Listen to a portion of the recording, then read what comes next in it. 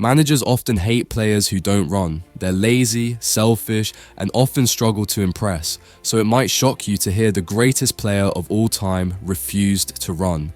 It sounds absurd, even laughable, right? But how did Messi do it? And most importantly, how did he become the best player in the world? Well, to find out, we need to go back to the beginning.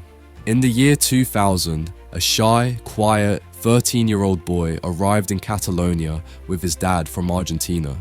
It might be hard to believe, but there was a time when the name Lionel Messi meant nothing to the footballing world. The young Messi hadn't had it easy growing up. Doctors had diagnosed him with a growth hormone deficiency that was very expensive to treat, meaning his dreams of becoming a pro footballer were slim to none at best. But there was no denying that the boy had shown incredible talent back home at Barcelona's academy. The prestigious La Masia Messi had to quickly adapt to playing with bigger, stronger kids. For a small kid, this was no easy feat, no matter how good he was with the ball at his feet. On top of that, Messi struggled to make friends in his new home. The native Catalan kids would tease him for his Argentine accents, and many of the coaches at the academy wouldn't give him a shot on account of his physique. The youngster would have to prove his worth on the pitch to earn respect. But it's the true greats who know the game better than anyone. Anyone who met the youngster or worse played against him knew that Messi wasn't just a special talent, he was the type of player you'll only see once in 50 years. Seasoned players of the game saw how we kept the ball perfectly under control, dead to dribble through tight areas, and could speed past defenders with a quick burst of acceleration. The Barcelona players came together for the 2004 to 2005 season and told the manager Frank Rijkaard that Messi had to be included in the first team squad. This was the debut season for the future GOAT and the beginning of his long evolution as a player. So what did we get out of his first season in the top league? You might be shocked to hear that regarding G.A.T stats, it was about what you'd expect from a promising 17-year-old in 7 La Liga appearances. He scored 1 goal against Albacete. Not bad for sure, but nothing mind-blowing either. Then summer of 2005 rolled around and everything changed. Messi joined Argentina's under-20s team for the World Cup hosted in the Netherlands. Football media doesn't usually focus much on youth competitions, but this year was different, all down to one special man. Though the campaign got off to a rocky start with a 1-0 loss to the United States, Argentina finished second in their group and were through to the round of 16. This is when Messi decided to show the world what he was made of. In the first round, he scored the equalizer against Colombia in what would be a dramatic late winner in the quarter-finals. Messi tore through Spain's defense and scored the third in the 3-1 win. From that moment, everyone started tuning in to see the Argentine youngster destroying teams with ease.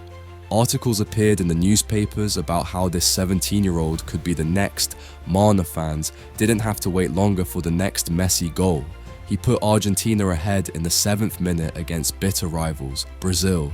Another dramatic late gasp winner by Zabala would put Messi in the final against Nigeria. Once again, he didn't disappoint playing his heart out.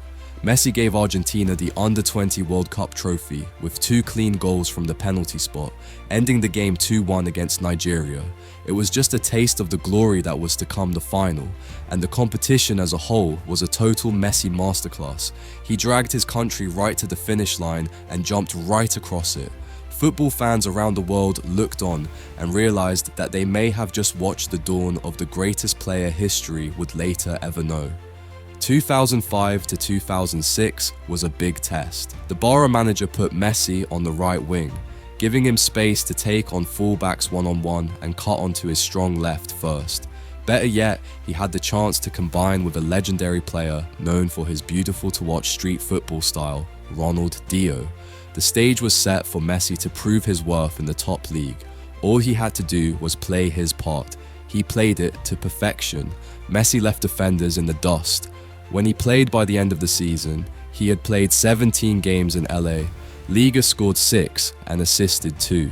A marked improvement from his last run, but Messi was doing this during a time when the likes of R9 Beckham and Nesta were kicking about. The media gave him props, but their focus remained on the stars. Then Ronaldinho gave a bombshell interview when reporters from 442 magazine asked him about being the best player in the world. The Brazilian Ballon winner scoffed and said, "Best in the world. I'm not even the best at Barra." He pointed to Messi. "He's like my little brother here. He might be from Argentina and I'm from Brazil, but I look after him. He's gonna be excellent." Excellent was the understatement of the century. After putting in some great performances for Argentina in the 2006 World Cup, Carmen, the manager, told him, "You are going to be the best player in the world. I see that." Barca loved him. Argentina loved him. Soon the whole planet would love him.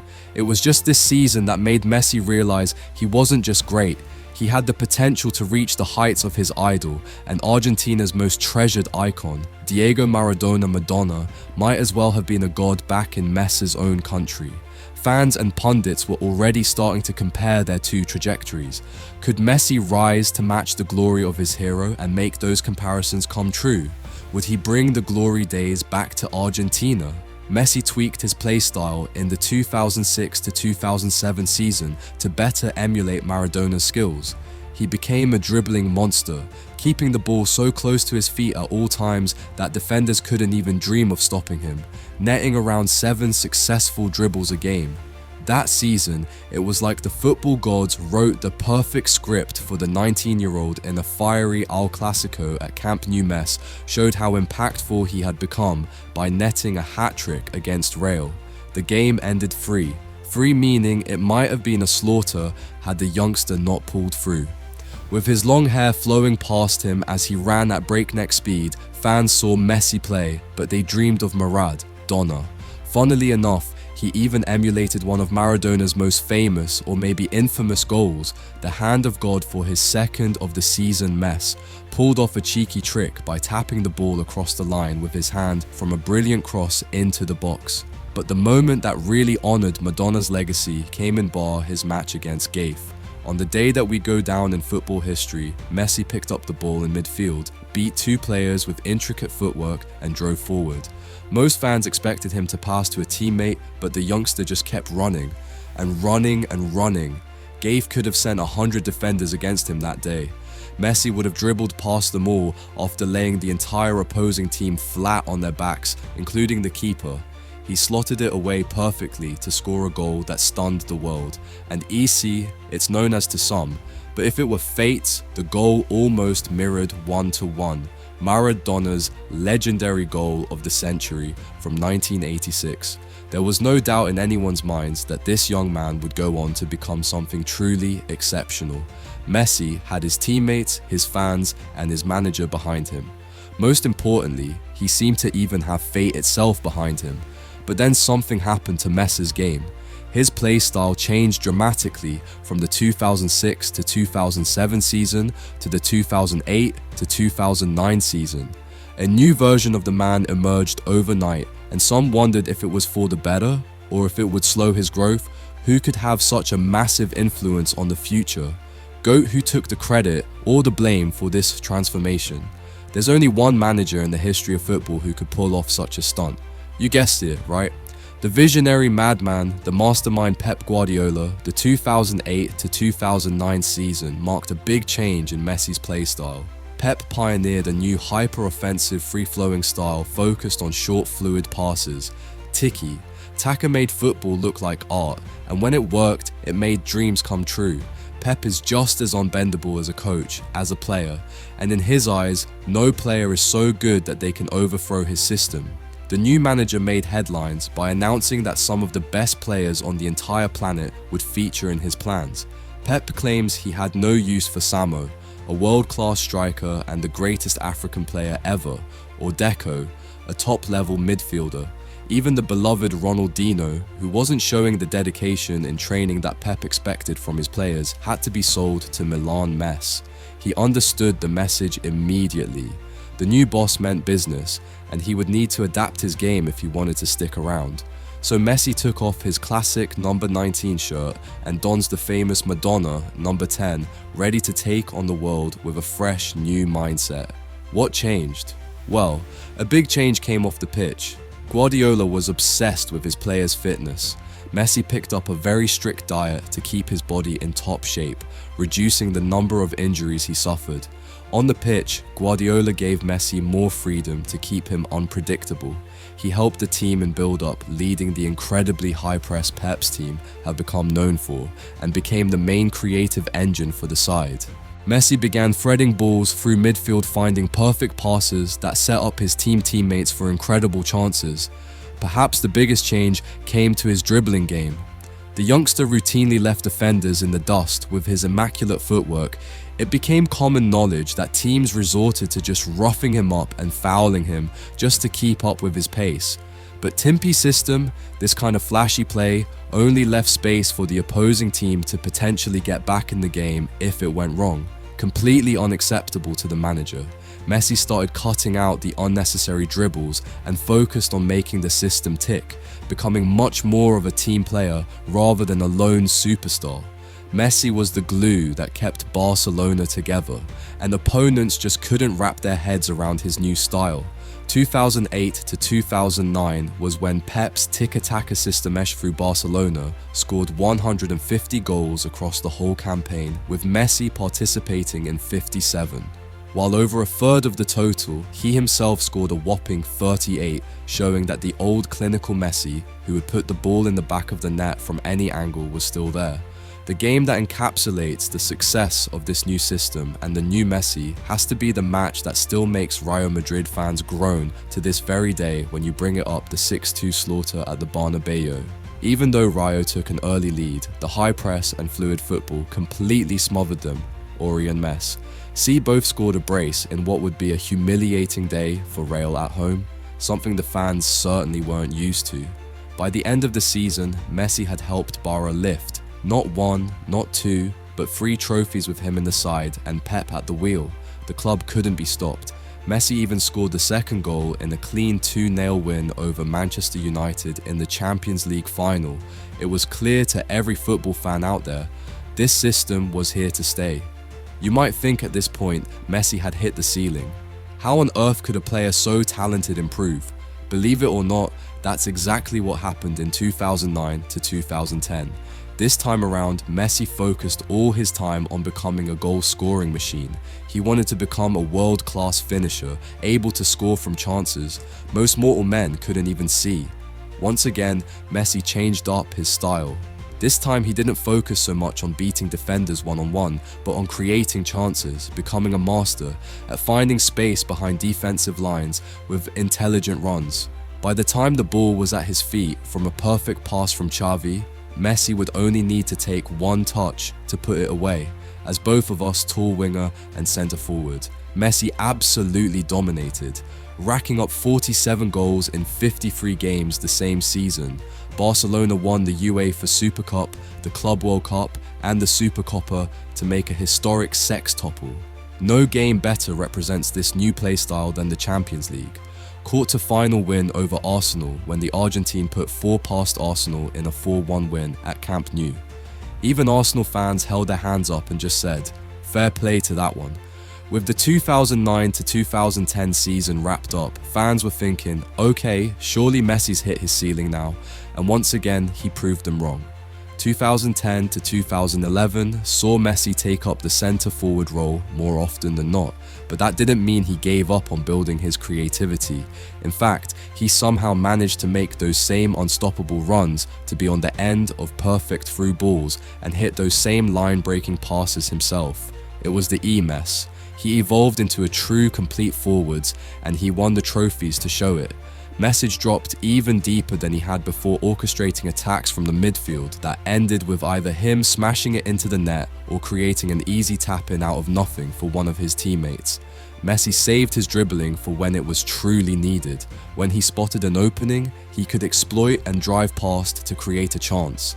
By the end of the season, he'd beaten his own record with 53 goals in 55 games, topping the LGA gold scorer chart, and if that wasn't enough, Messi topped the assist able to with a stunning 27 assists, up from 12 the year before, with another Champions League title to add to Messi's cabinets. Ronaldo could only look on with jealousy at this point. Just take a look at this goal against Real Madrid. In the Champions League semi-final, he picks up the ball in midfield carves through the Real defense that break neck speed and puts the ball away perfectly.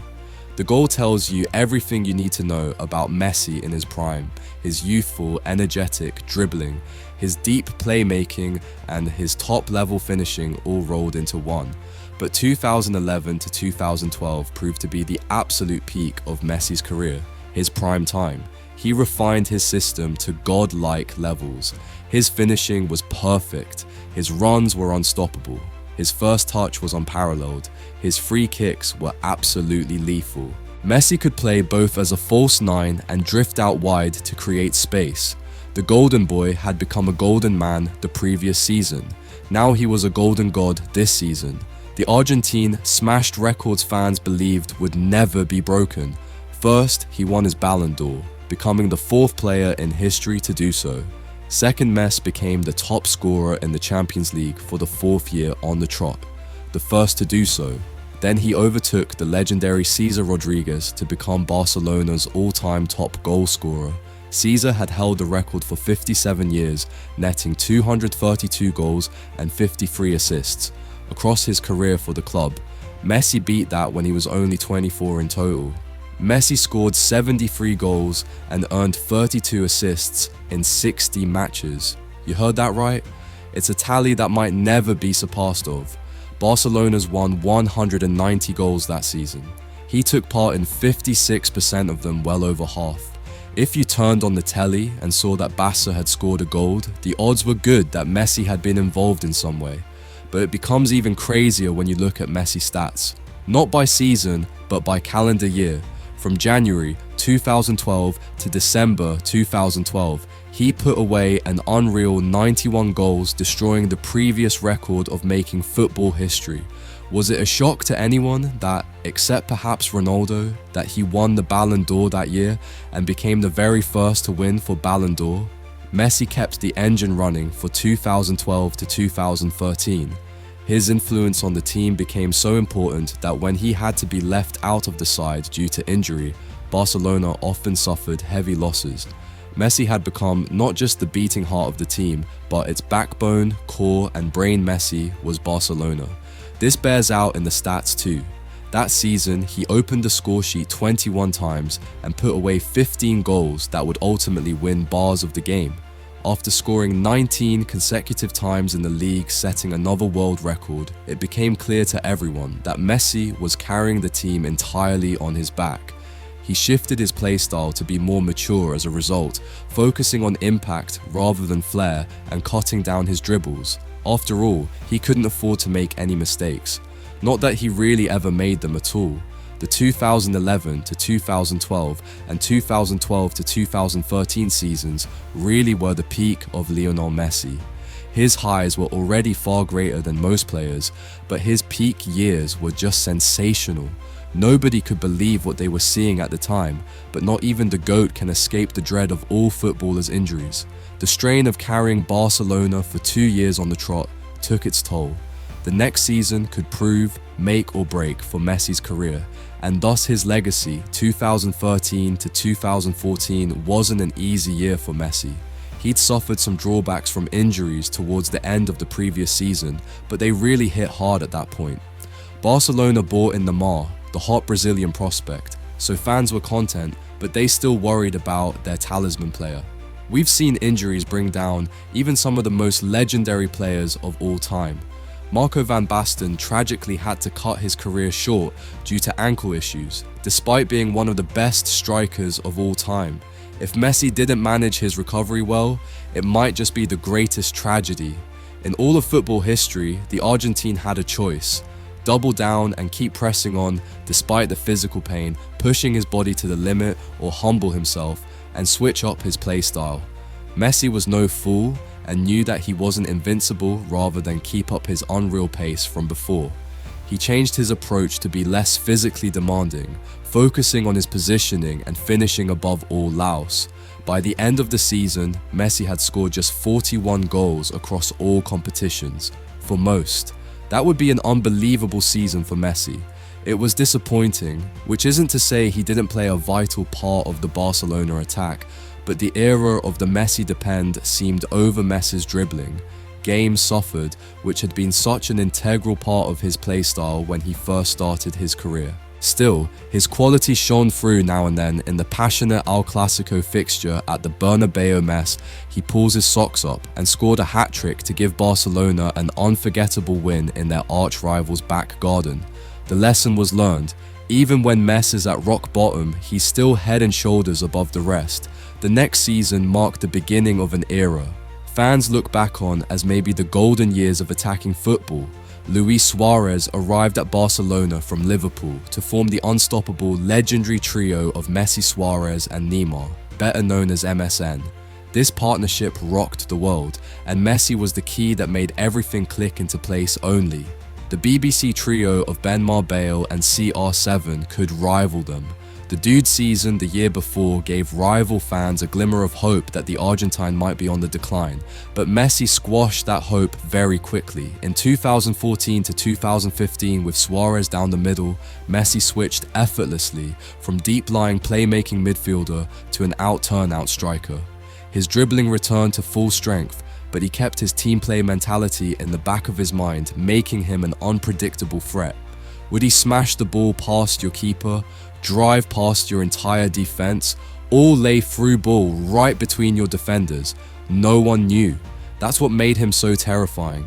The stats for this period are just ridiculous. The MSN trio scored 122 goals in total, a record for a trio in Spain's history.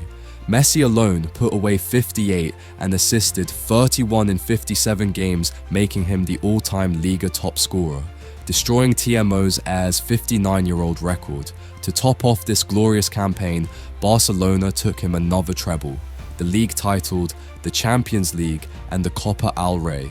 It was the perfect end for MSN, arguably the best attacking trio the world has ever seen. The question was, could they keep up this blistering pace? 2015 to 2016 didn't disappoint. Messi missed 2 months due to a nasty knee injury, but by the time the El Clasico fixture rolled around, he was as fit as a fiddle rail support, just groaned, as he made his way back onto the pitch in a 4-knee thrashing to Barcelona. The rest of the season, Messi played like a maestro, controlling the tempo of the game from midfield. He would connect with Iniesta in midfield and then run back up to bring the ball to his two lethal attacking colleagues, breaking lines and leaving defenders on their back. MSN broke the record again with 131 goals in all comps, due in large part to Messi's brilliance. This season, he spent hours on the training ground, perfecting his free kicks, and it paid off in the Super Cup final against Sevilla. Messi scored an amazing free kick to help Barcelona on the way to victory, sending the ball flying right up into the corner of the goal as if the man wasn't good enough. Messi assisted twice in the 2-0 final victory over Sevilla to win the Copa del Rey. Sevilla fans still have nightmares about the man. 2016 to 2017 was strange for Barcelona. The season was a bit of a letdown. They failed to win the league given their rivals Real. The title instead, and the Champions League final campaign also ended on a sour note when Atletico Madrid of all clubs knocked them out in the quarter of finals to add insult to injury. Real would go on to lift the European title at the end of the day too, but it's also the season that held some of the most unforgettable, Messi moments of all time. He cemented himself as the go-to clutch player for Barcelona, pulling them back from the brink of defeat at the very last moment. Messi scored 37 lead goals by the end of the campaign, but not all goals are created equal. A few really stick out. In the Copa del Rey final, he scored and provided an assist in a 3-1 win over Alves to give Barcelona their third Copa del Rey trophy on the bounce. It never pays to bet against Messi scoring. In the final, next Messi put away last gasp dramatic winner from the edge of the box. In a 3-2 victory at the Bernabeu, Rey players had been hacking him down the whole game. So when he scored the winner, Messi ran to the corner, took off his shirt and lifted it up high to remind Madrid fans who owns their city. And finally came his performance in the most incredible Champions League match of all time, La Reda. Let's set the scene a little.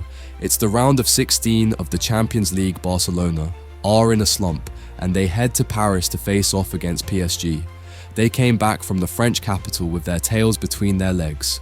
Barcelona, the team that had won the treble the year before, had lost 4-0. How on earth could any players, even MSN, overturn such a massive defeat?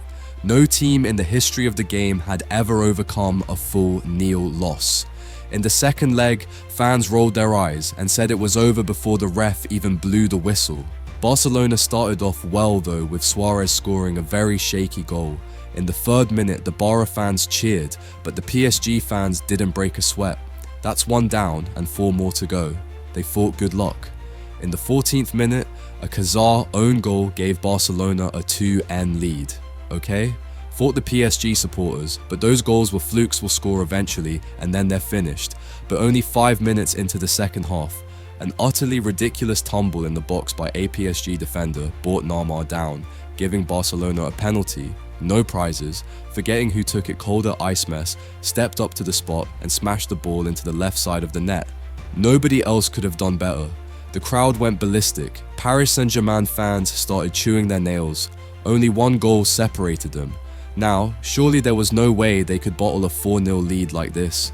Relief came to the Parisians when Carney caught a volley beautifully and sent the ball into the Barca goal, giving them a much-needed 2-0 goal margin over their opponents. The comeback seemed to have been cut short 20 minutes past, and the score remains 3-5 on aggregate. Then the unthinkable came to be first name R hit the ball so perfectly from a free kick that it flew right into the corner of the PSG goal. The Bear fans leapt to their feet, but it would still take a miracle for them to go level with only a few minutes left to go. But they had better than the miracle, they had Messi. The main man lobbed the ball onto the box from midfield. It came sailing down right on top of Suarez, one of the most clinical strikers of all time. The PSG defense had no choice but to take him down, giving Barcelona a penalty. In the 90th minute, Neymar stepped up to the spot. The crowd watched on with their hands over their eyes. The weight of everyone's hopes rested on his shoulders. The sheer terror would kill most men right there on the spot. But Messi's ice-cold demeanor had spread to the rest of the team. The Brazilian puts it away to make it 5. 5 on aggregate. Game on with seconds ticking down on the full-time clock. Barcelona had to score once to make it to the next round. Then Neymar sent a perfect ball over the PSG defense and Roberto caught it just right to send it into the goal 6-1 to Barcelona, 6-5 on aggregate. The night came to be known as La Remonte, the comeback of all comebacks, with Messi playing a crucial role in the fairy tale story with his decisive moments and clutch finesse. The following 2017 to 2018 season brought about the end of the MSN trio, as Neymar left to join BSG, the club he had humiliated only months before. Once again, Messi would have to adapt his playstyle to fit his new situation, and this is where an insane stat comes to light. Messi transitioned into a total playmaking, forward stringing passes together and finding tight spaces to attack, all while keeping his lethal finishing. He became a true leader of Barcelona, able to dictate the flow of games no matter how poorly his team was performing. This new version of Messi, the IC mastermind, proved invaluable in La Liga. Not only did Barcelona win the title with just 1 defeat, shy of an invincible run, Messi took home the European Golden Shoe, thanks to his 34 goal tally in the league. He also scored in Barcelona's powerful 5. No win in the Copa del Rey final against who, you guessed it, Paul Vey again. Throw on top of that, Messi incredible free kicks, and you have this player that can't seem to do any wrong, but someone brought up a stat that shocked people to their core. Messi was the player who ran the least of all Champions League players in the competition, except for Eric Bailly, a defender. How on earth is that possible? People thought players who didn't run are typically seen as lazy or unmotivated. They weren't typically the best player of all time. Then pundits started piecing it together rather than run all over the pitch 24/7. Messi knew that he had to conserve his energy and find the right moment to strike. He could read the game more clearly and direct his team. Forward by slowing down and right when the opposing team was least expecting it, Messi would charge forward with the ball, destroy a tired defender and slot it away. Players who don't run are often compared to slugs. Messi was like a viper hiding in the grass, carefully waiting for the perfect moment to strike fangs bearing and take down his prey.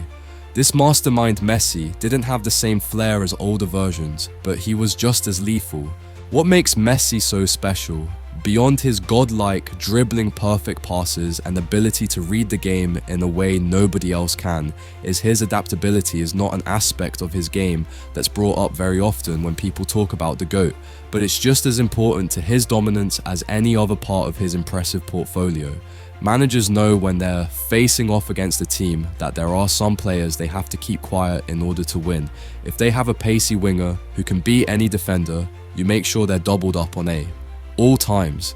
If they have a playmaking midfielder who can break lines with just one pass, you close him down and deny him space. If they have a ball-carrying, deep-lying midfielder who can take the ball from one box to the other at breakneck speed, you press him down. Things become difficult when the team has more than one player to shut down. So imagine the horror a manager feels when he realizes he's facing Messi, who's not only the best in each of those positions, but can switch between them seamlessly from one game to the next. Sometimes in the same game. Were you facing the young dribble, Master Messi, the ice-cold mastermind Messi, or the gold machine finishing Messi? That question kept them up at night.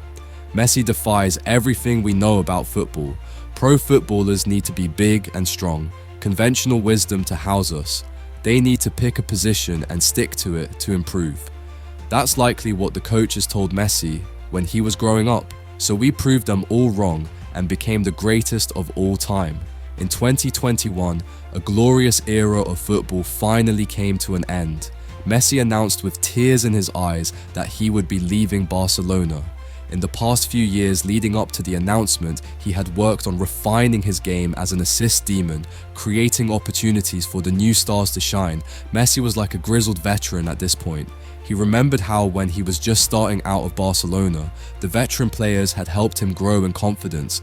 Now the GOAT and the hero of millions Messi did the same for the young Argentine players in the national team.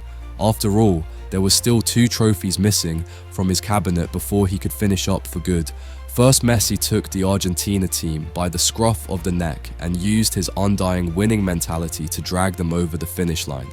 Argentina won the Copa America not only against Brazil, but in Brazil's backyard, a defeat many Argentines still bring up to vex their Brazilian neighbors. And finally, the ultimate moment of glory, 2022 night.